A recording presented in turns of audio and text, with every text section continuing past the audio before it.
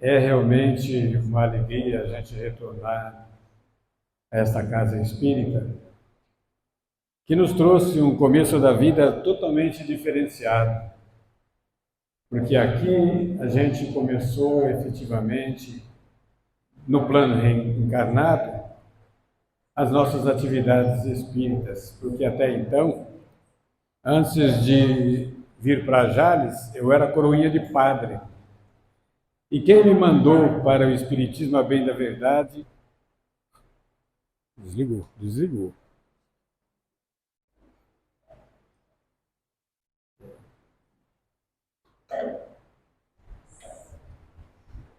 Foi um padre, porque na época eu costumava questionar muito os dizeres dos padres, aquelas conversas que tinha, eu não concordava muito com aquilo, mas eu também não entendia bem para poder retrucar com eles, porque o entendimento deles a respeito de religião era muito maior que os nossos. Mas eu contestava eles. Um dia, em Brasília, um dos padres da paróquia me chamou, me colocou numa sala, fechou a porta, trancou, fechou a janela. Eu fiquei tudo preocupado, porque eu falei, meu Deus, né, o que vai acontecer? Ele virou para mim, ele me chamava de moleque. Ele falou, moleque, o que você anda perguntando na igreja, ninguém vai te responder isso. Só o Espiritismo. Mas se você um dia falar que eu te falei isso, eu vou te excomungar. Abriu a porta e me botou para correr da sala. Eu não sabia que era Espiritismo, ficou tudo do mesmo tamanho. 1972, eu estava morando em Jales e comecei na Receita Federal. Passado alguns meses que eu estava trabalhando, o cara que era chefe e a senhora que fazia a limpeza, eu vi eles conversando e eles me disseram, amanhã nós vamos no centro espírita. Eu lembrei do padre. Eu falei, tem alguma coisa a ver com o espiritismo? Ele falou, tem. Eu falei, então eu quero ir lá. Bom, tudo bem, marcado no dia eu fui. Chegou, quando eu cheguei lá, que começou as atividades, começou a bater tambor para todo lado, aquela coisa toda, eu levantei no meio dele e falei, isso aqui não é centro espírita, eu saí correndo de lá. No outro dia ele me chamou a atenção, como é que você faz um negócio desse? Aí eu falei, não, aquilo lá não é centro espírita. Hoje a gente se questiona como que eu sabia que aquilo não era centro espírita se eu nunca tinha ido num lugar desse. Bom, mas tudo bem, passaram-se os anos. 1981 eu conheci a Márcia. Primeira coisa que eu perguntei para ela falou que ela era espírita. Eu falei, nossa, outra bateria de tambor, pensei comigo, né? Já fiquei meio veaco com ela, porque aí ela me chamava para ir no centro direto e eu sempre escapando dela. Um dia eu falei, eu vou ver onde que essa mulher vai. Ela falou que ia, eu falei que não, mas depois eu comecei a seguir. Aí ela foi, virou, eu vi que ela entrou lá no Kardec. Mas eu também não sabia o que era, Kardec, para mim, não sabia que era isso, fiquei olhando. Eu falei, fiquei ouvindo para ver se batia o tal do tambor. E nada de ouvir. Eu falei, porque está fechado, as portas estavam tudo fechadas. Eu peguei e desci, quando eu fui encostar na porta para ouvir, a porta abriu. E ela me chamou, vem! Eu entrei. A partir daí, não questionei mais a ela, nada, tanto que, por mim, nós nos casamos em 2 anos depois. Eu não casaria na igreja, de forma alguma, mas ela insistiu que a gente casasse na igreja. Tudo bem. E a partir daí começou essa jornada, gente. Hoje, quando a Eliana me chamou, me convidou para vir aqui, eu fiquei pensando o que falar, porque eu acho assim, nesse ambiente de casa espírita, o melhor assunto é o Evangelho de Jesus, porque é um manual de vida que a gente tem. Mas em relação à nossa casa, tinha uma oportunidade de falar sobre ela, porque era a comemoração de fundação, né? Alguma coisa diferente para a gente, para quem está aqui hoje, visitando ou participando da atividade. Aí um dia eu estava lá pensando no que falar e o meu companheiro amigo espiritual me disse, fala sobre o centro. Eu falei, o nosso aqui? Ele falou, não, o de lá. Ué, tudo bem. Aí eu comecei a pensar alguma coisa e resolvi então dizer algumas coisas para vocês, porque primeiro a gente acha que o centro espírita nasceu aqui. Não nasceu aqui. Todas as casas espíritas nascem primeiro na espiritualidade. Todas as criaturas que participarão desde a criação até todos os desenvolvimentos dela já estão sabendo onde vão. Lá na espiritualidade. Claro que quando a gente chega aqui, a gente não sabe de nada disso, não sabemos onde vamos, a gente acha que a gente optou, que a gente escolheu vir para cá, aquela coisa toda, mas não funciona bem assim, porque a gente sabe que existe um planejamento reencarnatório e que a gente só vai escapar dele se a gente fizer tudo contrário às leis divinas. Senão, nós estamos cumprindo o que é necessário para o nosso processo de evolução. A partir daí, nasce então a oportunidade da nossa casa de oração. Nós vamos falar um pouco então do que é isso. Por quê? Na verdade, todos nós que aqui estamos conhecemos a nossa casa, nós sabemos como ela funciona como é todo o funcionamento dela, tudo certinho, como é quem dirige o quê, quem participa do quê, como é que as coisas funcionam. Nós não sabemos disso. Mas a gente fica assim perguntando, nós também nos interessamos por isso? A gente não tem essa ideia. Mas, por exemplo, quem fundou a casa? Quando foi fundada? Isso nos interessa de alguma forma? Nós nunca nos questionamos sobre isso, mas é importante a gente saber. E pensando nisso, quando quem fundou, eu estava na Receita, eu era chefe da Receita aqui, o Mário Reis era o delegado de polícia aqui, ele tinha acabado de chegar aqui em Jales também.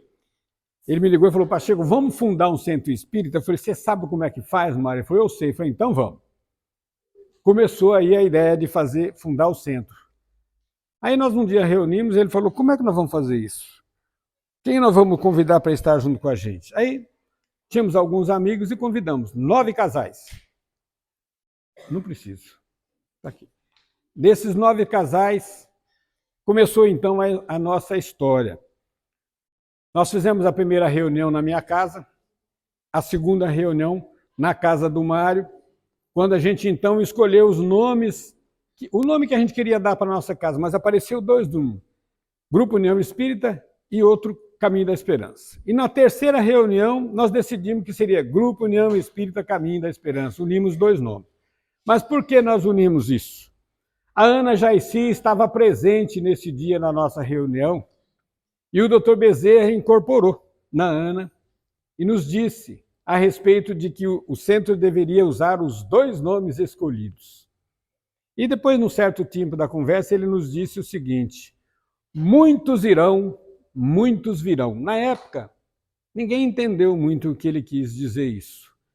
Em 88 eu fui embora, 91, 92 o Mário foi, aí começou o Menegasso, o Joaquim, o Serginho, foi praticamente, acho que se ficou um casal do grupo, o resto todos saíram, mas vieram todos os outros. Aí nós entendemos a mensagem do Dr. Bezerra naquele dia, muitos irão, muitos virão. Porque tudo isso existia dentro de uma programação lógica na vida espiritual, né? Quais são as atividades desenvolvidas na nossa casa? Nós tivemos a oportunidade de ver o vídeo, inúmeras atividades que são desenvolvidas aqui todos os dias.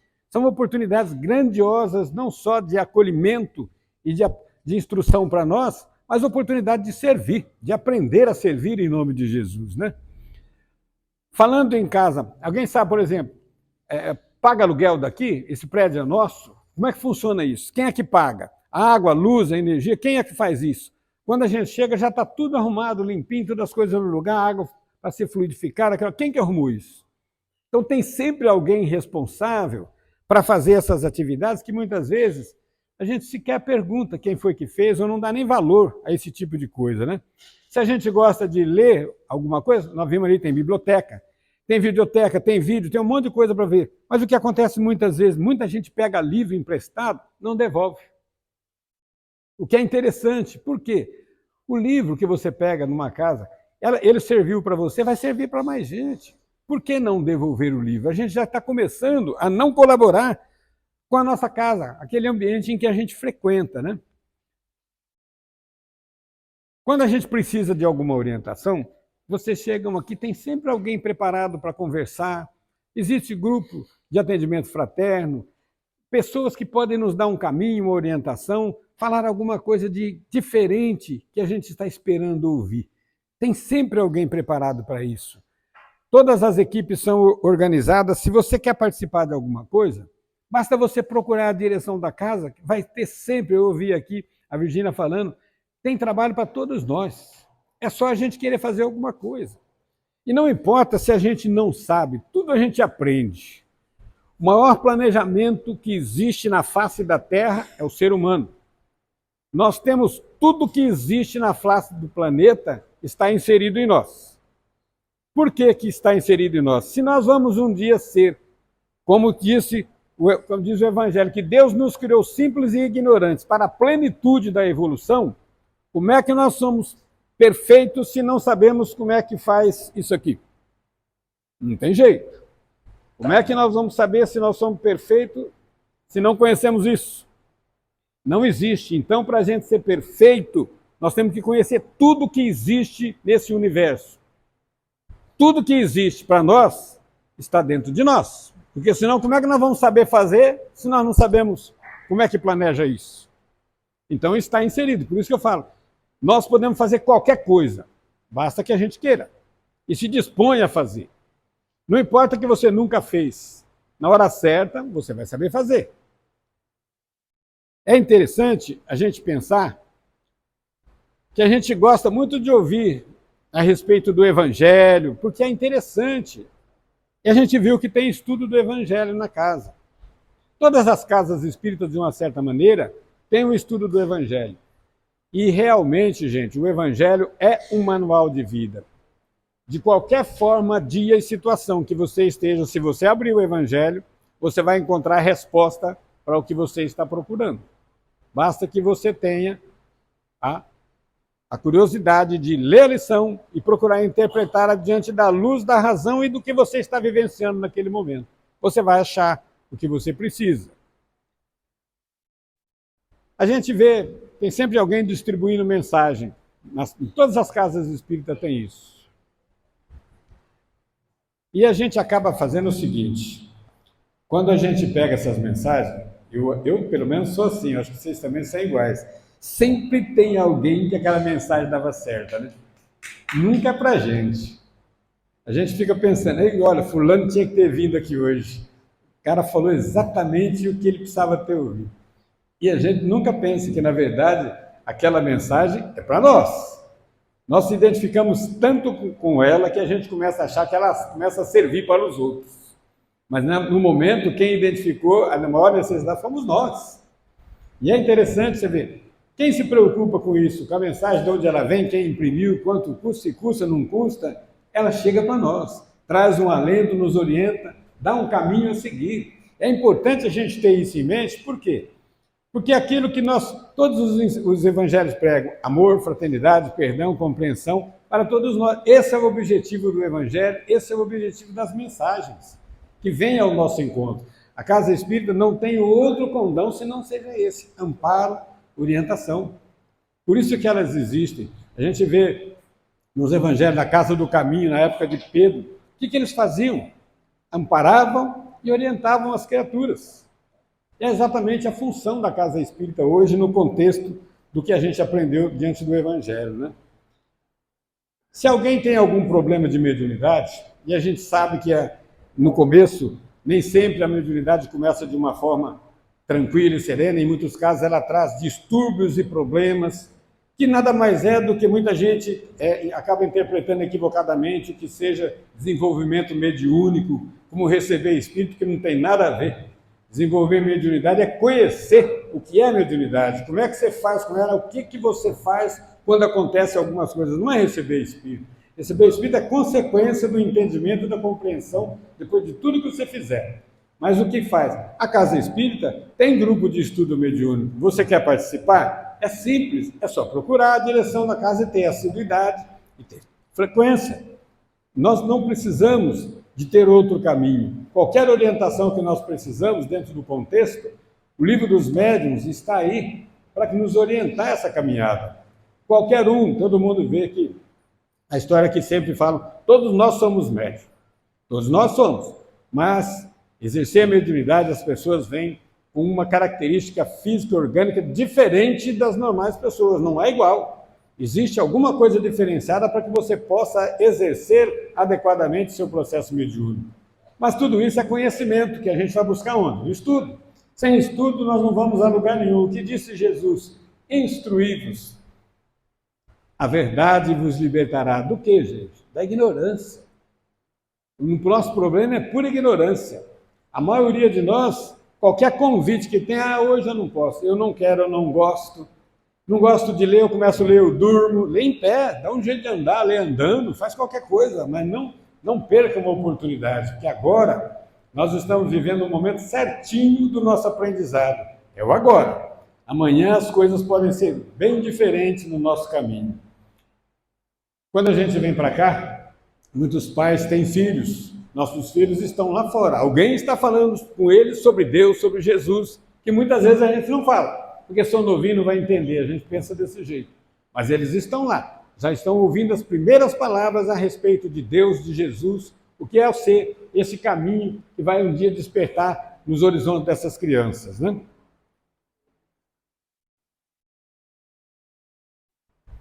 Sempre tem alguém, nós ouvimos aqui no começo, as meninas fazendo a apresentação, colocando aquela coisa toda, tem N atividades e precisa de gente para fazer alguma coisa. Alguma vez nós já nos dispusemos a chegar e falar, oh, tem alguma coisa que eu possa ajudar? Porque, gente, a Casa Espírita não precisa de todos nós todos os dias, mas ela precisa de nós algum dia, alguma hora dos nossos dias. É importante isso, 1 hora por dia, 2 horas, o dia que você pode. É muito interessante porque acaba sendo, como em qualquer lugar, ainda falava agora há pouco a Virgínia, todo lugar é sempre igual, é sempre uma meia dúzia que carrega o piano. Em todo lugar é assim, não tem. Eu participei do Hospital Bezerra, da maçonaria, da Renascer, da creche do Centro Espírita, tudo é igual, não muda, gente, você pode ver. Por quê? Porque as pessoas não se dispõem. E você vê, às vezes está junto com você, vamos, agora não posso, sai, vai para uma festa e não vai para te ajudar. Perde uma oportunidade, porque na verdade nós estamos deixando de fazer, não é para os outros, tudo que a gente faz é para nós. Mas a gente precisa se dispor a se apresentar, a fazer alguma coisa quando alguém nos convida.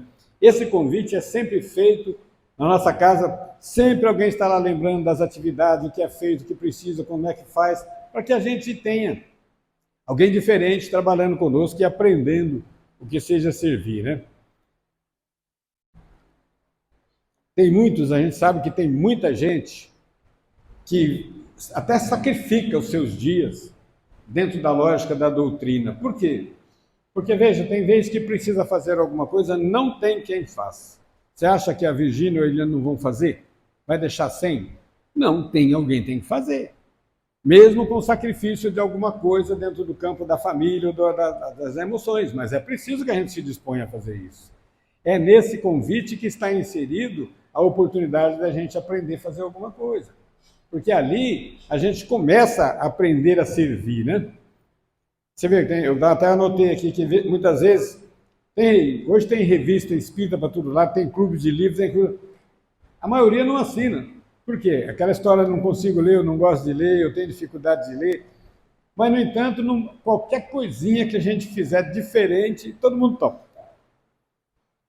Então, é uma oportunidade, que às vezes uma festinha que a gente vai custa bem mais do que fazer uma assinatura de um clube de livro ou de uma revista que tem uma oportunidade, que dá um caminho para a gente, que abre os horizontes, que mostra uma oportunidade diferenciada, desperta em você algo que você não tinha pensado ainda. Uma simples expressão de uma linha pode chamar a tua atenção. Quer ver um negócio?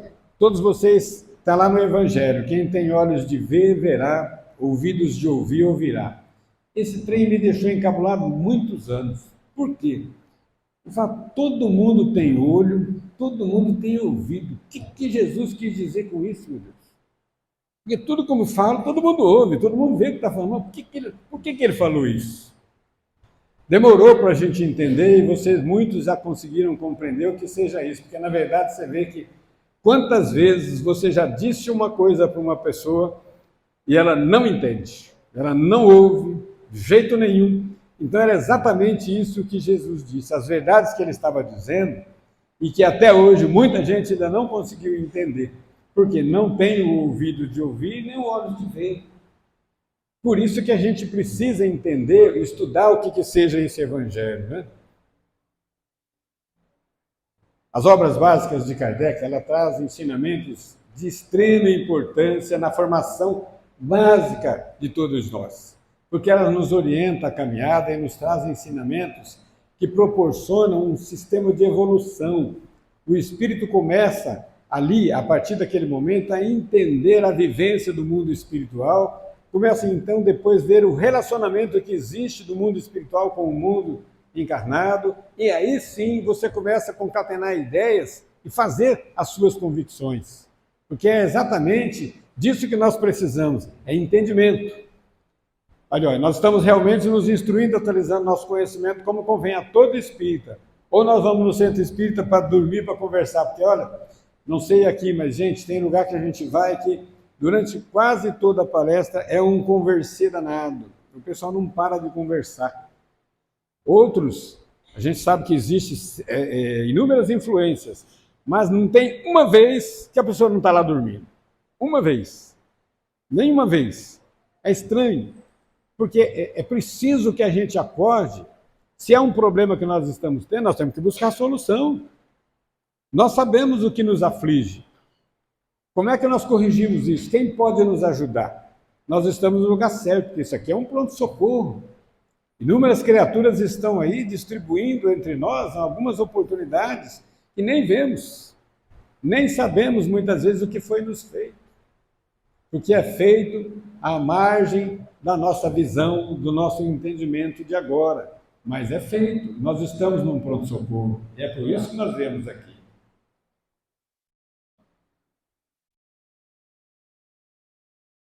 Você vê, a gente vê o centro espírita, a gente olha aqui, vem aqui, funciona, está tudo bonitinho, mas você vê, precisa ter CNPJ, tem que apresentar a declaração disso, tem que ter até alvará, tem que fazer.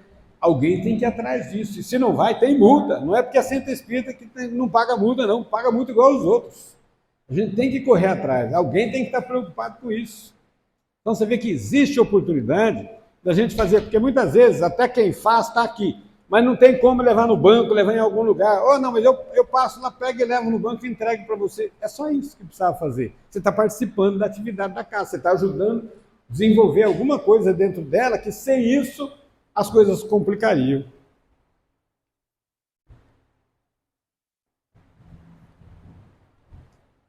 Muitas vezes a gente acha que é bem simples, né, manter uma casa espírita. Não é uma coisa tão simples. O irmão José tem uma frase interessante, ele fala que os que aspiram à luz são alvos preferenciais das trevas. Os que renteiam o chão já são deles. Então, a espiritualidade preocupa-se conosco.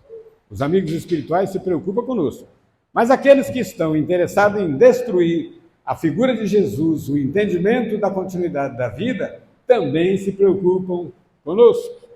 O dia que você começa a fazer alguma coisa diferente para mudar o rumo da sua vida, você vai encontrar dificuldade. Porque eles não vão deixar simplesmente você mudar o caminho da sua vida. É isso que tem, é isso que a gente precisa vencer em nós. Todos fazem evangelho em casa. A dificuldade para a gente conseguir implantar o evangelho no lar. Todo dia, porque a primeira coisa que a gente tem que fazer é eleger um dia, pelo menos um dia da semana, e um horário, e ser bem sistemático naquele horário, manter aquilo. É só você marcar o dia, começa as visitas dos amigos, dos parentes, os telefonemas. Nunca vi um trem desse. É só chegar a hora. Mas você, o dia que você se animar, teu parente, teu amigo, chega em casa, ó, nós vamos começar o evangelho agora, você quer participar ou você me espera lá fora? Bota na opinião dele, tira. Não, eu vou esperar lá fora. Ótimo, mas não desista de fazer o evangelho. Da próxima vez, se ele vier, ele vai participar com você. Senão, ele não vem mais naquele horário. Ele já sabe que você não vai atender naquele momento. E isso não é só com uma amiga, é com qualquer pessoa. Se a gente não tiver atitude, o que muda na nossa vida? Nada. Não vai mudar nada, porque quem tem que mudar somos nós, não é os outros. Então a gente precisa ter esse tipo de atitude para a gente conseguir entender o que seja manter o contato com a doutrina espírita, receber tudo que eles fazem, tudo que os amigos querem diretamente, você vê. Eu falei agora há pouco, você vê, o simples fato de estarmos numa casa de espírita, numa casa de oração, já nos traz um alento enorme. Por quê? Como eu disse, isso é um pronto-socorro. Aí você vem com a tua filha, com o teu filho, com o teu neto, e teu neto tem um problema. Nós estamos num pronto-socorro. Você acha que os amigos espirituais não vão atender, sem que você saiba? Vão deixar ir embora uma criatura que está contigo com algum problema? Vão deixar ir embora sem dar uma atenção? De forma nenhuma, gente. Então, mesmo conosco, quantas coisas, um dia um amigo espiritual falou na sala para a gente que, pela nossa ínfima participação, a gente não tem ideia do que eles já retiraram dos caminhos de nossa vida. Pela ínfima participação. Então você vê, qualquer coisa que a gente fizer, nós estamos dando um passo para a mudança ou para a transformação dos nossos dias. Isso aqui é interessante, gente, porque veja, quanto mais centro espírita organizado tiver, gente, mais condição ou menos pessoas terão e serão conduzidas para manicômios ou hospitais psiquiátricos. Porque, na verdade, o desajuste emocional, vocês viram que a pandemia fez conosco. A gente lá no hospital, vocês não têm ideia do tipo de condições de pessoas que estão sendo atendidas em razão da pandemia. Exatamente porque distúrbio emocional. E é exatamente o que o Evangelho traz, é o alento das emoções, é a orientação que nós precisamos. Então, quanto mais casas espíritas organizadas tiver, menos pessoas, menos amigos nossos serão internados. O que é pior, quando a gente fala de manicômios, de hospitais psiquiátricos, você sabe que a maioria dos hospitais fecharam. São pouquíssimos hospitais psiquiátricos que existem no país hoje. E o governo tem meta de fechar todos os hospitais psiquiátricos. Vocês já imaginaram? Jerônimo Mendonça, quando uma vez em Rio Preto, ele falou que chegaria um dia que não haveria hospital para tantos loucos. Seriam amarrados nos postes. Só para vocês terem ideia. E hoje, na atualidade, você vê, se você analisar, não nesse nível ainda, mas a gente vê quantas pessoas que estão descompensadas no nosso meio. Quantas pessoas? Falta pouco, porque o desequilíbrio, vocês sabem que já foi. Não volta mais. E isso é que é a nossa preocupação diante do que a gente precisa aprender do contexto do Evangelho. Nós temos, gente, condição de ser melhor. Nós precisamos ser melhor. Porque nós viemos aqui para isso, evoluir.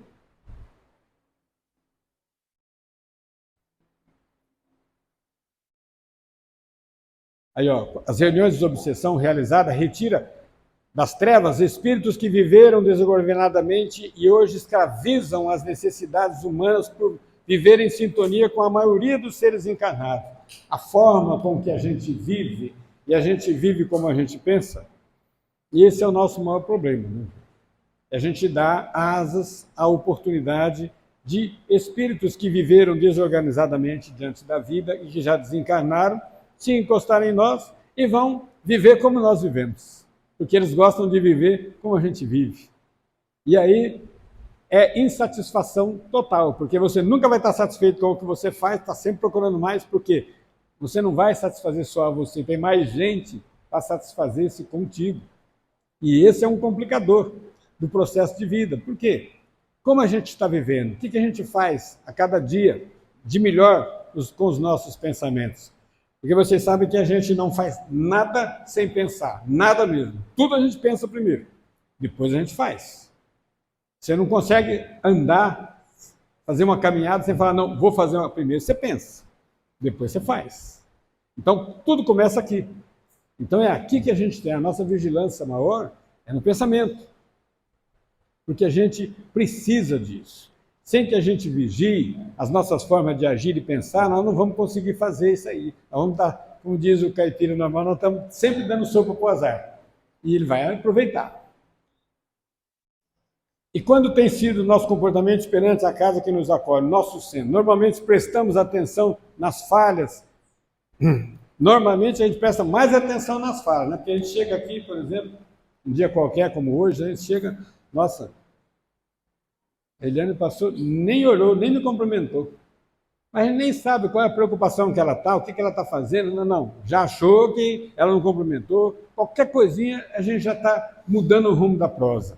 sem prestar atenção. A crítica, nós somos especialistas, mas ajudar, entender, preocupar. De repente a pessoa está com alguém lá no hospital, veio aqui porque tinha um compromisso de vir, não tinha ninguém que viesse abrir a casa para ter o trabalho hoje. Ela veio.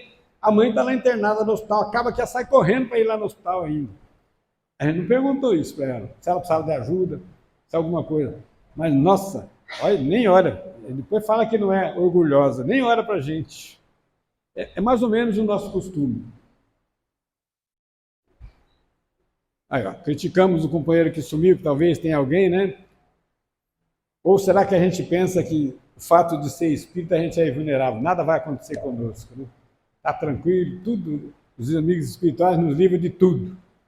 As coisas não são bem assim, né? Nós já sabemos bem, diante da vivência que a gente todo dia, que não vamos passar pelas nossas provas ou vamos deixar de passar porque alguém quer. De jeito nenhum, nós vamos vivenciar todas elas, porque elas são os meios que a vida, as leis divinas encontrou para nos colocar em condições de sermos melhores. Então, dificuldade não é castigo, é meio de educação, é um jeito da gente aprender a viver como tem que viver. Mas para isso nós precisamos estar atentos, porque a primeira coisa que acontece com a maioria de nós é revolta. Os problemas que nos afligem, a dor, porque, nossa, por que só comigo? Fulano, olha, nossa, fulano, olha que vida que ele vive, não tem nada. Eu trabalho, faço isso, faço aquilo, olha o que me sobra. Sempre o nosso objetivo é esse. Sem saber que, se tirar isso de nós, onde nós vamos? Nós vamos nos chafurdar ainda mais nos problemas que nós já temos. Então, dificuldades realmente são oportunidades de aprendizado. E esse é o objetivo que nós temos diante da nossa casa, né? Após esse esboço que acontece na casa espírita, podemos ver até que o amor entre as criaturas muitas vezes está ausente nesse aspecto. E que o que propõe é que todos nós nos unamos nas tarefas do ser. Esse é o objetivo. Da gente vir aqui, nós sabemos que temos diferença uns dos outros. Ninguém está pedindo para a gente sair abraçando todo mundo. Por enquanto, nós não conseguimos fazer isso. Mas pelo menos as atividades, né, gente? Pelo menos ajudar nas atividades a gente pode. Dividir as oportunidades. Nós, para vir aqui, claro que a gente não vai vir para cá xingando e brigando com todo mundo. Mas também você não precisa ficar conversando o tempo todo. Vai fazer o que você tem que fazer, faz a tua atividade, acabou, você pode ir embora. Um dia você vai voltar para cá em melhores condições, aí sim, quem sabe a gente começa a aprender a servir sorrindo, a abraçar efetivamente, a cumprimentar todas as pessoas, não importando quem seja, ou como é que veio para cá, quais sejam as necessidades. Mas no começo, nós precisamos nos esforçar, porque senão nós não vamos sair do lugar. E o que é interessante é a gente dispor a fazer isso, né, gente?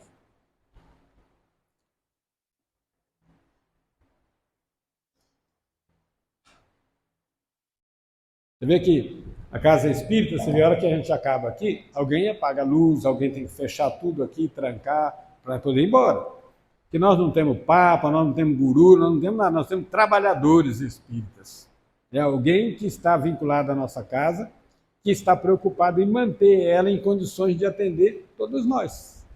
Alguém precisa apagar essas luzes, fechar, trancar, para depois ir embora. Essa, você vê, não sei, aqui deve ser a mesma coisa, acaba, abastei o passo, o pessoal toma passo e some no mundo. Pessoal, alguém vem ficar aqui fechado, ver o que ficou, o que sujou, o que não, o que lavou, guardar por tudo no lugar, desligar tudo. E a grande casa, às vezes você chega na nossa casa, tem isso, você chega lá, tem ar ligado, tem ventilador ligado na sala. Entendeu? E isso não pode acontecer. Como já aconteceu em vários locais, pega fogo. Se o ventilador ficar ligado, principalmente numa época dessa, pega fogo facinho isso aí. E causa um transtorno na nossa vida, né? Ó, Jesus ensinou a poucos o que podia entendê-lo, no seu tempo. Kardec popularizou a fim de um maior número de pessoas pudesse se beneficiar dela. E é uma pena que ainda hoje sejamos tão poucos, né? Você vê que você faz um grupo de estudo, eu não sei qual é a frequência dos grupos de estudo aqui, né? Você tem 200, 300 frequentadores, o grupo de estudo tem 20, 25, 12, entendeu? Então você vê, é diferente, você vê, do tempo que Jesus preocupou, o tempo que Kardec tentou popularizar isso de todas as formas para que a gente pudesse ter uma oportunidade, mas a gente ainda não consegue entender a importância de uma casa como essa no nosso contexto de vida, né, gente? E ela é de suma importância, porque sem ela, não sei o que seria de muitos de nós diante da nossa razão de ser, né?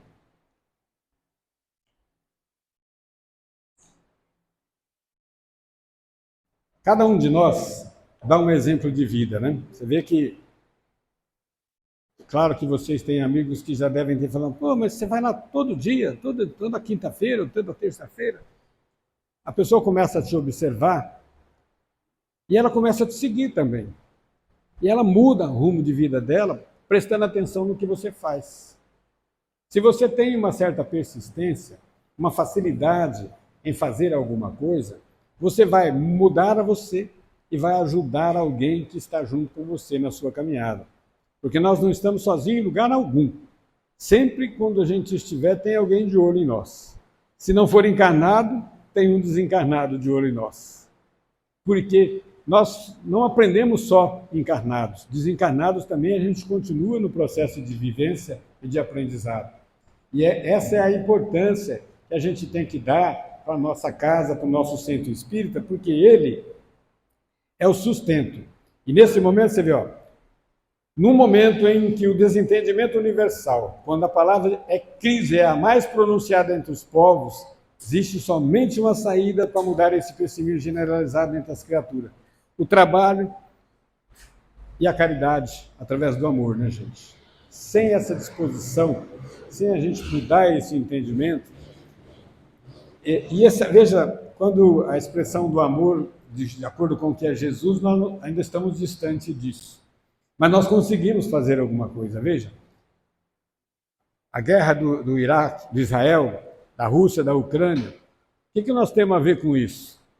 Temos tudo. São nossos irmãos que estão lá num desentendimento danado. Nós não podemos ir para lá, mas nós podemos orar por eles. Porque o que falta, muitas vezes, no entendimento dessas pessoas, dessas criaturas, é exatamente Deus. Que é o que nós temos a oportunidade de ver numa casa como essa. A presença de Deus, Jesus, tentando mostrar para nós que há um caminho. E o caminho é a verdade e a vida, que é Ele, como Ele diz, eu sou o caminho, a verdade e a vida. Ninguém vai ao Pai senão por mim. E essa é a luz dos nossos caminhos. É o entendimento que a gente precisa para entender o que seja essa casa espírita diante das nossas necessidades. Nós a vivenciamos há 37 anos, a casa espírita está aqui. Quando a gente começou, que não tinha nada, era um terreno vazio, balde cheio de coisa. A sopa era feita aqui, mais ou menos no meio aqui. Eu saía, na sexta-feira, saía da receita, passava nesse sacolão de verdura, lá embaixo, no japonês que tinha, todos eles davam alguma coisa para a gente. Eu levava para casa de manhã, meu pai, às 6 horas da manhã, estava em casa me ajudando. A gente limpava tudo aquilo, triturava. Eu tinha uma caravana com uma carretinha, colocava o fogão, aqueles trem tudo em cima e vinha aqui, parava aqui no relento, no sol. 1 hora da tarde, a gente estava acendendo o fogão, a água, lá embaixo, acho que é a igreja, né, Lenirões, é lá embaixo, né? Era lá embaixo que tinha uma torneira de água. A gente buscava água para fazer aquela sopa, fazia para distribuir aqui. Com o tempo, o prefeito falou para nós que lá embaixo tinha aquele casinho, umas carteiras que a gente podia usar lá. Nós começamos a usar lá embaixo para fazer, vocês viram nas fotos que era feito tudo isso lá.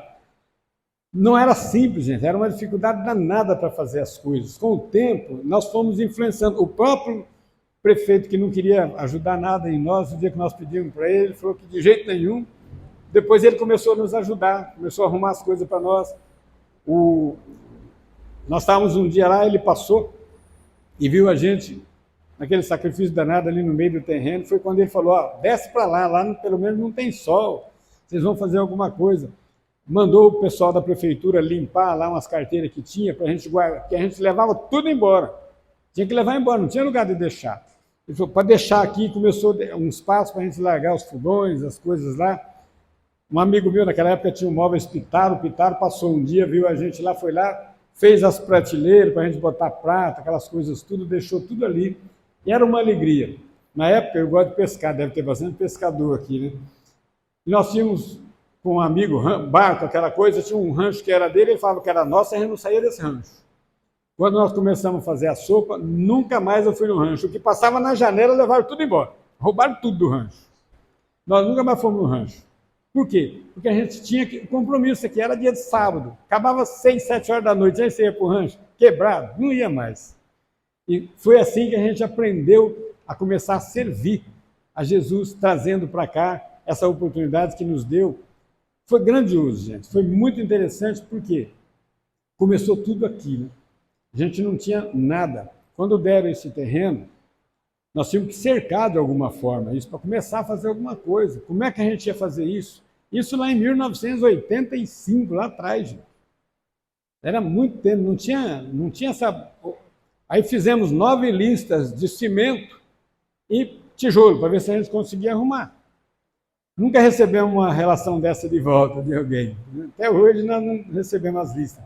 Mas a gente foi conseguindo, foi fazendo aos poucos, cercamos em volta, depois foi começando a fazer alguma coisa. O primeiro que nós fizemos foi a cozinha, para tirar lá de baixo, trazer para cá.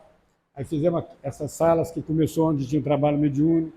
Aí foi andando. E hoje está no que vocês têm aqui, uma oportunidade grandiosa de vivência e de aprendizado. Essa é a casa espírita que a gente precisa, esse é o ambiente que nós desfrutamos e que a gente precisa aprender a entender ele, como ele é para nós, a cada momento da nossa vida. Todos os dias a gente tem uma oportunidade. A Ju nasceu aqui em 87, a genesia de corpo caloso parcial, é uma deficiência mental, uma deficiência intelectual. Quem me orientou e eu fui embora por causa de quem? Meu amigo Valdir Cortez, ele era o neurologista da Ju, ele falou: Pacheco, se você não for embora de Rio Preto, tua filha não tem esperança. Bom, acreditamos no Valdir, mudei para Rio Preto. Vai, corre daqui, corre dali, corre dali.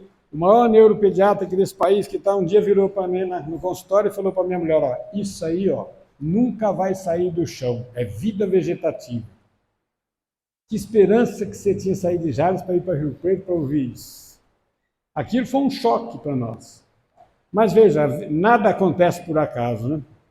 Conhecemos um casal que tinha uma filha com síndrome de Down, fazia um tratamento no Rio, com referência numa clínica da Filadélfia.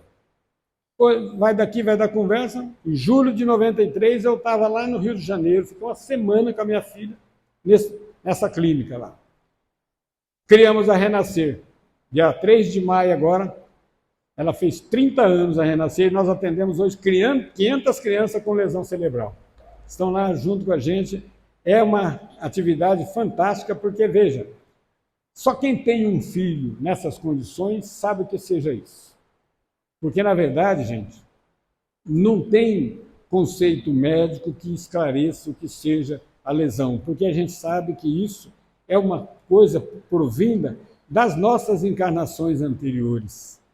Não é um processo de doença física criada, não. Foi criado sim por nós, mas através de atitudes impensadas um dia e que hoje traz os reflexos na nossa vida. E nós estamos lá vivenciando com essas crianças, tentando aprender alguma coisa com elas, que, olha, ensinam muito mais do que a gente pensa, com todas as dificuldades que elas têm. Elas têm uma visão do mundo muito grande, só que elas não conseguem expressar diante da limitação intelectual que elas têm, né? Algumas já desencarnaram e deram comunicação com a gente. Você precisa de ver as comunicações que elas dão, o que elas nos alertam sobre a nossa instituição, o que é aquilo para elas. E o que é isso aqui, gente, para todos nós? Essa é a casa da nossa esperança. E é aqui que nós temos que encontrar a oportunidade da gente se melhorar. A coisa não está boa, no dia você chora, não tem amigo para conversar, vem para cá, sempre aberto, senta aí, faz uma prece, conversa com Jesus, vai embora. Você acha o seu caminho, porque é aqui o caminho. O nosso caminho não está lá fora. E sempre lembrando, começa aqui, está em nós. E nós é que vamos fazer a grande diferença no caminho de todos nós, dessas criaturas que precisam de nós e de todos nós que aqui estamos. E, acima de tudo, de nós mesmos. Paz para vocês, é o que eu desejo nesse dia.